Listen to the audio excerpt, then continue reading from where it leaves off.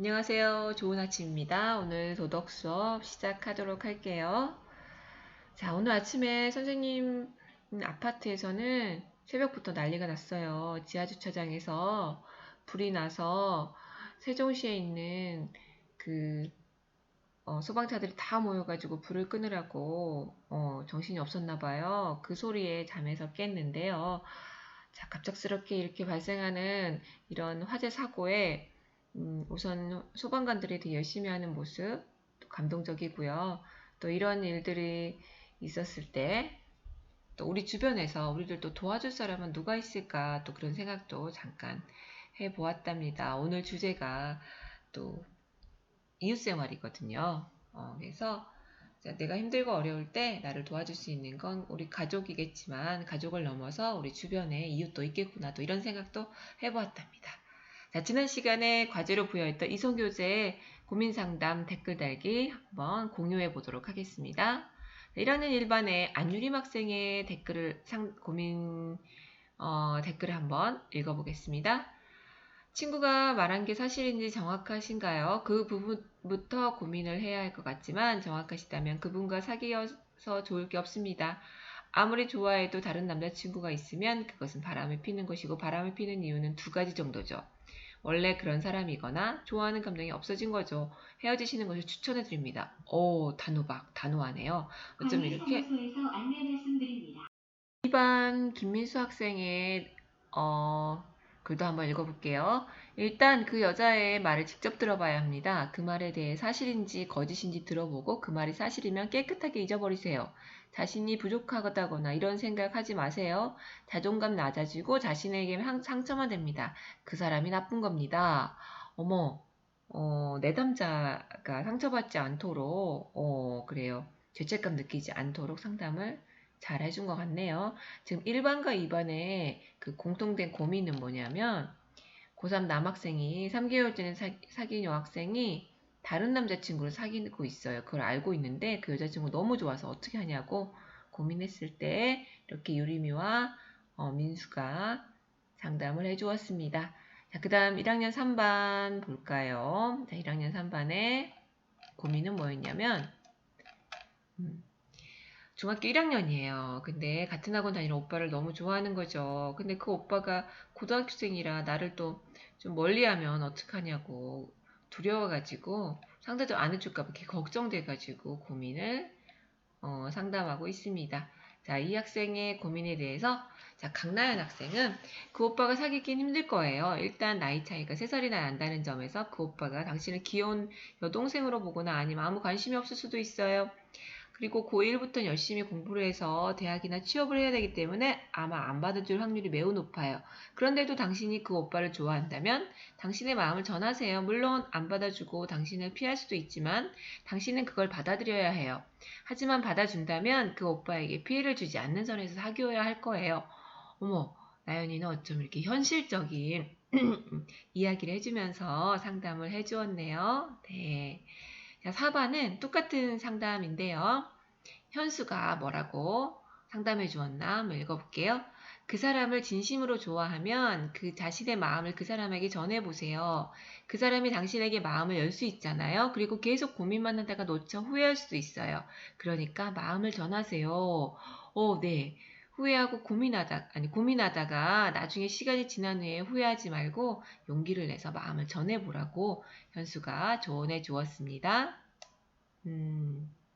자, 5, 6반의 고민 상담 들어보도록 할게요. 자, 5, 6반의 공통 고민은 중학교 2학년인데 몰래 여학생을 좋아하고 있어요. 근데 그 용기가 안 나가지고 편지도 못 주고 고민만 하고 있어요. 공부도 손에 안 잡히고요. 자, 현호가 어떻게 조언해줬나 볼까요? 자기가 진심으로 좋아하고 그럴 용기가 있다면 당장 고백을 하는 게 좋지만 그럴 자신감이나 용기가 없다면 주위 친구나 가족에게 털어놓고 고민을 청하는 걸 추천해드려요. 또래 동성 친구만큼 잘 이해하고 공감하는 것도 없으니 친구에게 용기를 구해보고 자신의 마음을 편지가 아닌 직접 말로 전하는 것을 추천해드려요. 또래 친구에게 먼저 이 고민을 털어놓고 어떻게 했으면 좋을지 상담해 보라고 현호가 조언을 해주었네요. 자, 연지. 진심으로 좋아한다면 용기를 내서 고백하는 것도 나쁘지 않은 것 같아요. 계속 고민하다가 말을 못하면 내가 그때 좋아한다고 말하지 못했지 생각하며 시간이 지날수록 후회가 될 수 있으니 고백을 하는 것도 나쁘지 않네요. 말하기 부끄러우면 편지로 쓰는 것도 괜찮을 것 같아요. 만약 상대방이 나의 고백을 거절하더라도 내가 용기를 내서 고백한 게 내 자신이 고백을 안 한 것보다 더 뿌듯하고 마음이 시원하고 자신감이 생길 거예요. 용기를 내는 게 가장 중요하다는 걸 기억하세요. 라고 연지가 조언을 해주었네요.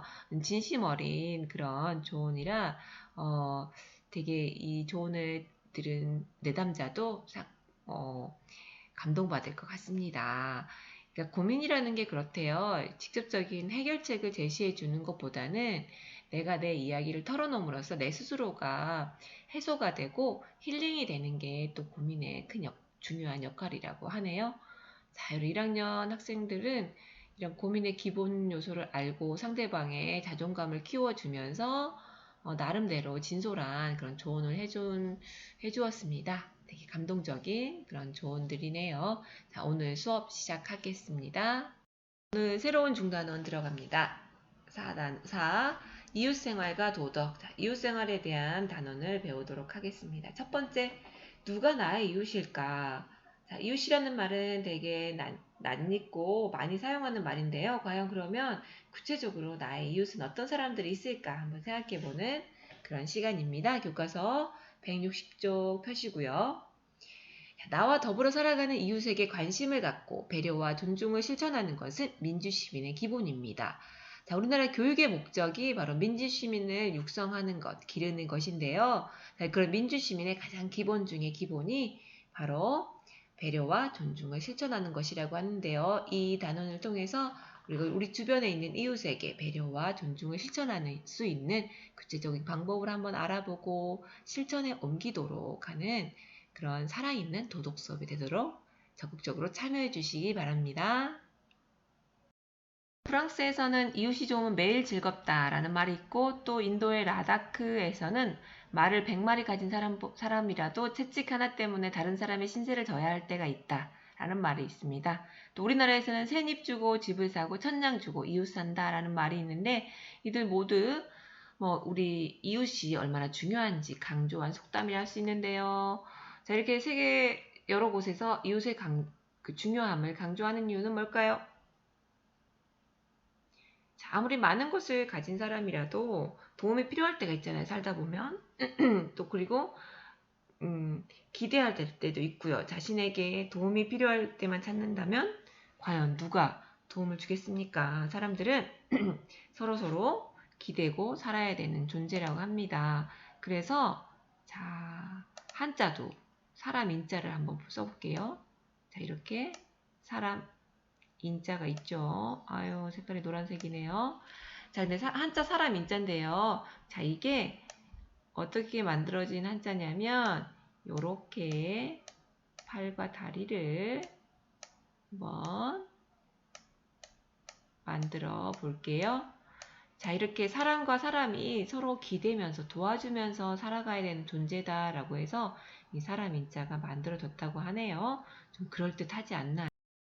사람은 많은 사람과 만나면서 또 관계를 맺으면서 또 행복을 느끼는 존재라고 합니다. 자, 서울대학교 행복연구소의 그 최인철 교수님 말씀처럼 인간이 행복을 결정하는 가장 중요한 조건 중에 하나가 바로 관계라고 하거든요. 사람과 사람의 만남을 통해서 맺는 그런 관계를 행복이 가장 중요한 조건이라고 보고 있습니다. 자, 여러분도 아마 살아가면서 이 관계가 매우 중요하다는 것을 아마 다 지금 좀 깨닫지 않았을까 싶은데요. 자, 우리가 만나는 많은 사람이 나의 이웃이 되고 또 사람들은 교류하면서 서로 도움을 주고받습니다. 자, 이웃의 의미 한번 볼까요? 자, 이웃이란 거리상으로 좀 가까이 있는 사람들을 이웃이라고 하죠. 근데 거리상 가까운 사람들뿐만 아니라 살면서 직접적, 간접적으로 영향을 주고받는 그런 더불어 함께 살아가는 사람들을 말합니다. 자, 그래서 랜선에서 만난 그런 사람들 있죠. 사이버 이웃 또한 우리와 영향을 주고받기 때문에 그들 또한 우리의 이웃이라고 할 수가 있습니다. 저 멀리 미국에 살고 있는, 지구 반대편에 뭐 미국에 살고 있는 그런 사람들도 우리의 이웃이 될 수가 있고요. 이웃의 소중함은 여러분들 직접 경험한 것도 있겠지만 우리가 어, 그 태안에서 기름이 유출되었을 때 전 국민이 한마음 한뜻으로 가서 이제 바위 하나하나마다 기름을 다 닦아내고 제거해서 지금은 10년이 채 안 되었는데도 깨끗하게 다시 원래 바다로 복원이 되었다는 뉴스를 아마 들은 적이 있을까요? 여러분 어려서 잘 기억이 안 날 수도 있겠는데요. 자, 거리상 가까운 곳에 사는 이웃은 어려울 때 서로 도움을 줄 수 있는데 응급환자가 생기거나 화재가 났을 때 이웃의 도움을 받을 수도 있습니다. 자, 오늘 선생님 아파트 지하주차장 화재 발생했죠. 그래서 소방차들이 출동해가지고 빨리 화재를 진압해가지고 크게 이제 피해를 받은 건 없지만 현재도 물이 안 나오고 있는 상황이에요. 그리고 지하주차장이 연기로 가득 차서 지금 못 들어가고 있는 상황입니다. 자, 근데 만약에 소방관이 없었더라고 한다면 어떻게 됐을까요? 자, 선생님은 출근 못할 수도 있겠죠. 못했을 수도 있겠죠. 자, 친밀감이나 협력을 바탕으로 같은 목적을 위해 노력하는 그런 사람들이 또 이웃이기도 합니다. 거리는 멀지만 얼굴은 모르지만 도움을 주고받는 경우도 있죠. 자, 옆에 태안에서 기름 유출 사건이 있었을 때 정말 모르는 사람, 전국에 얼굴도 모르는 그런 사람들이 다 와가지고 한마음 한뜻으로 이렇게 도움을 주었습니다. 그래서 그때 뭐 태안 주민들이 막 눈물로 감사의 마음을 전하는 모습을 봤는데요. 아, 그게 진짜 이웃이구나 라는 생각이 들었습니다. 자, 이웃은 이렇게 서로에게 울타리가 되어주며 상부상조하는 존재이다. 상부상조는 서로 돕는 관계를 상부상조라고 합니다. 여러분 초등학교 때 들어본 적 있죠? 자, 이웃은 다른 사람을 돕는 그 행위를 통해서 보람도 느낄 수 있고요. 도움을 받는 사람은 이웃의 소중함과 고마움을 느끼게 됩니다. 자, 우리가 앞에서 배웠던 도덕적 행동을 했을 때 내가 기분이 좋아지고 건강이 좋아지는 거 헬퍼스 하이, 뭐 우리 가까운 이웃에게도 이런 헬퍼스 하이를 경험해 본 적이 있겠죠. 교과서 161쪽 채부잣집 가운 보겠습니다. 경주 채부잣집은 이웃에게 몇 가지 딱 있는데요. 정해진 규칙이 있었대요. 흉년에는 땅을 사지 마라. 채부잣집은 내가 잘 살려면 형제, 이웃, 사촌 모두가 잘 살아야 된다고 생각했대요. 자, 이는 이웃이 편해야 내가 편하고 이웃이 불편한 내가 편할 수 없기 때문이다라는 생각이라고 하는데요.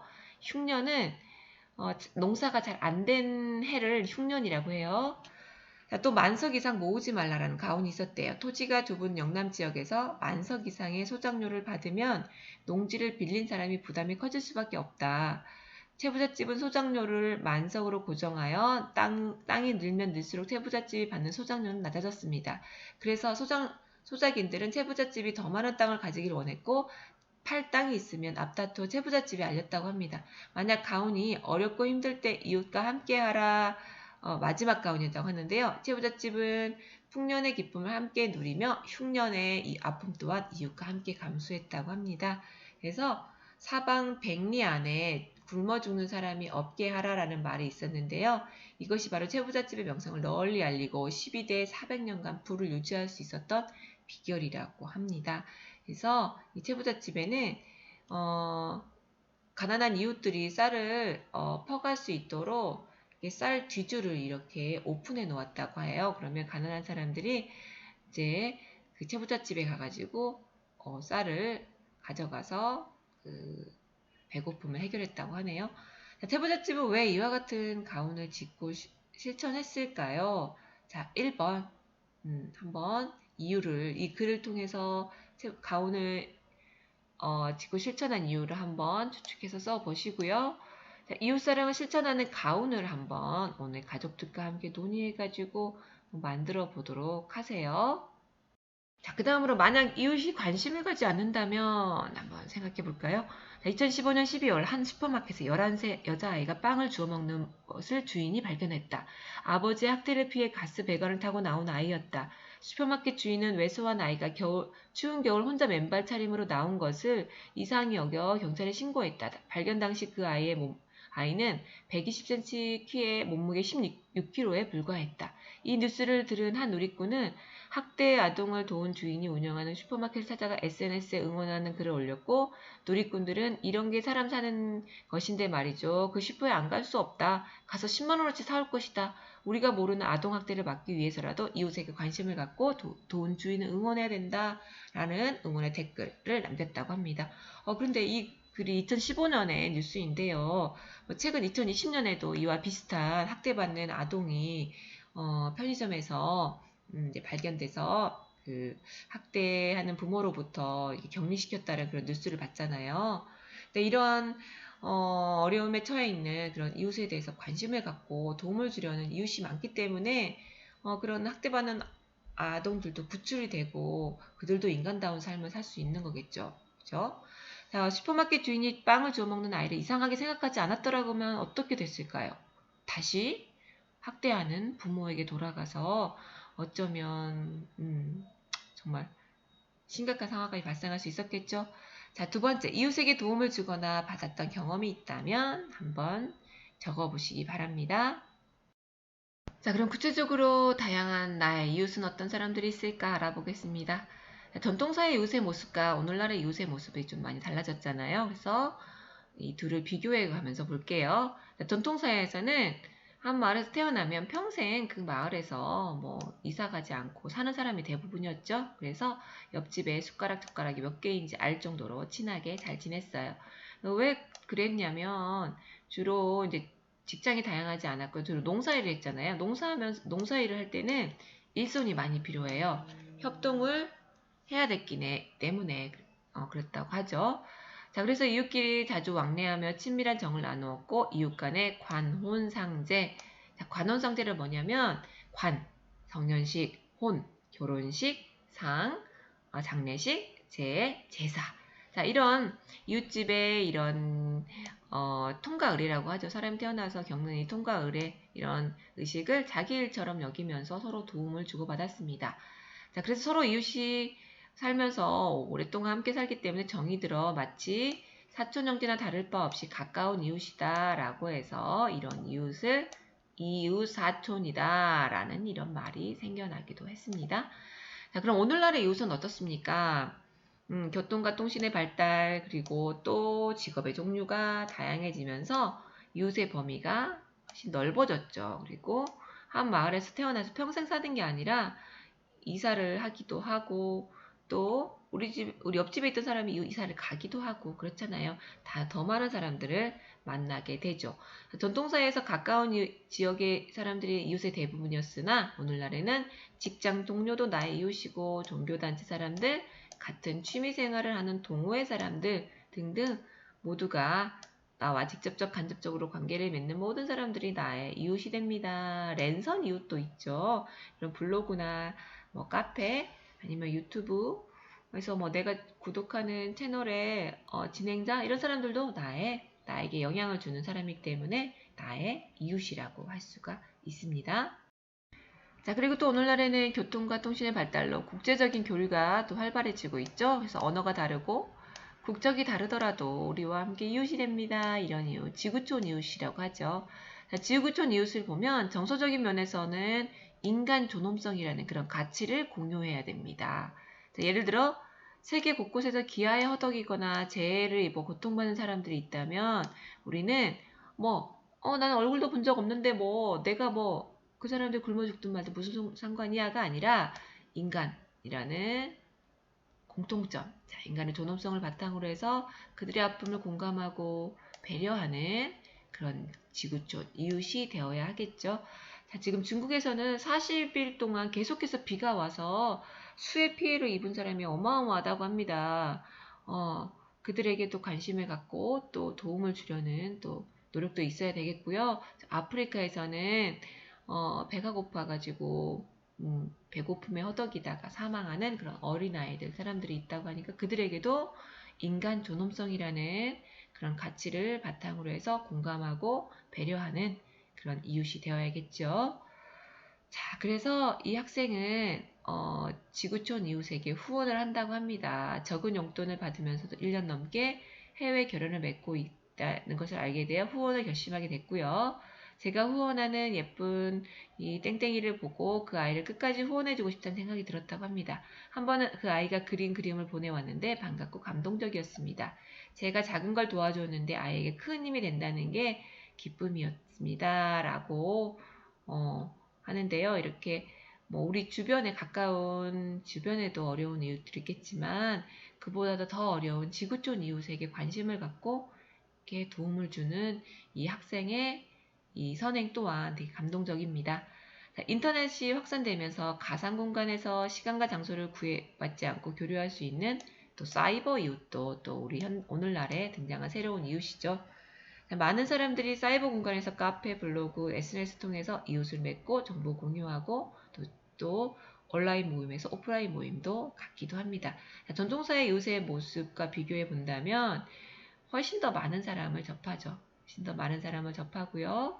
또 어쩌면 그 깊이 면에서는 좀 얕은 이웃 관계가 있을 수도 있겠지만 많은 사람을 만난다고 해서 그들과 다 얕은 관계를 유지하는 건 아닌 것 같습니다.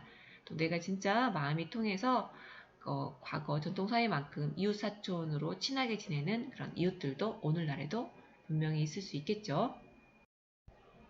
자, 오늘의 과제로 나갈 활동인데 오늘 만난 나의 이웃 보겠습니다. 이거는 패들렛으로 선생님이 과제를 올리도록 할게요. 자, 오늘 하루뿐만이 아니라 자, 최근에 우리 주변에서 만난 이웃에 대해서 한번 생각해보고 소개하는 그런 글을 올리시면 됩니다. 자, 앞에 활동에 이어서 좋은 이웃 만들기. 오늘은 패들렛의 과제를 올릴 건데요. 그냥 내 글만 쓰고 끝나는 게 아니라 다른 친구의 글을 보고 거기에 댓글을 써주는 활동까지 같이 이어서 과제로 부여하도록 하겠습니다. 자, 좋은 이웃 만들기에서 자, 앞에서 친구들이 이제 만난 이웃에 대해서 소개했다는 거죠. 그럼 그 이웃에게 우리가 더 좋은 관계를 맺기 위해서 어떻게 해야 될 것인가 실천 방법을 댓글로 작성하는 거 그것까지 오늘의 과제로 부여하도록 하겠습니다. 자, 오늘 도독 수업 여기서 마치도록 하겠습니다. 다음 시간에는 교과서 164쪽 이웃과의 바람직한 관계 수업하도록 하겠습니다. 오늘도 좋은 하루 보내시고요. 온라인 클래스 절대 밀리면 안 되고 과제 수행도 그때그때 하기. 자, 오늘 전시학습 확인해서 공유된 6명의 반별 1명씩 6명의 학생에게는 상점을 부여하도록 하겠습니다. 안녕.